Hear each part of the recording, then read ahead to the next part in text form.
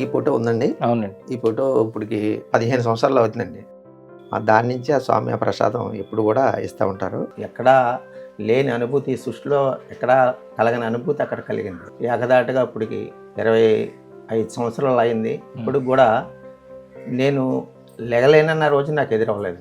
ఒక్కసారి ఆ ప్రసాదాన్ని ఇలా మన చేతులు పడితే ఆ ఎగుది ఒకసారి అది సేవిస్తే నా జన్మ ధన్యం అయిపోద్ది, ఆ రోజుతో నా శరీరం రాలిపోయినా పర్లేదు అనే భావన నాకు కలిగేది.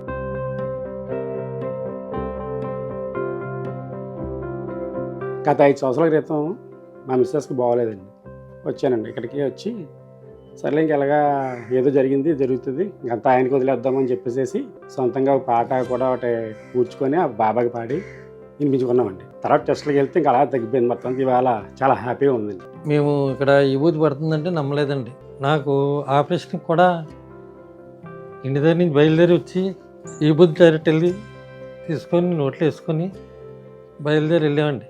ఆపరేషన్ చాలా ప్రమాదమైంది. ఇది ఇలాగలగానే చెప్పింది అంతగా ఒక 2 నిమిషాల్లో ఏదో అయిపోయినట్టు అయిపోయిందండి. అందరికీ విభూతి ప్రసాదం ఇచ్చారండి. ఇక్కడ ఇస్తే నేను ఒక పొట్లం పట్టుకెళ్ళానండి. మాకు కష్టాలు తగ్గాయి, మా పాపకి 5 లక్షలు పోతే వచ్చాయి. చాలా అన్నీ ఆ స్వామి సన్నిధిలో మాకు అన్నీ, మాకు వాళ్ళకి బాగోపోతే కూడా ఆవిడ చచ్చిపోయే పరిస్థితిలో ఉండేది కూడా బతికిందండి ఆవిడ. నా వయసు 11 సంవత్సరాలండి. అప్పటి నుంచి కూడా స్వామి భజనకి వస్తున్నానండి. స్వామి భజన చేయడం వల్ల నాకు నిజంగా ఆరోగ్యాన్ని మా అమ్మగారికి, నాకు, మా ఫ్యామిలీకి ఇచ్చారండి.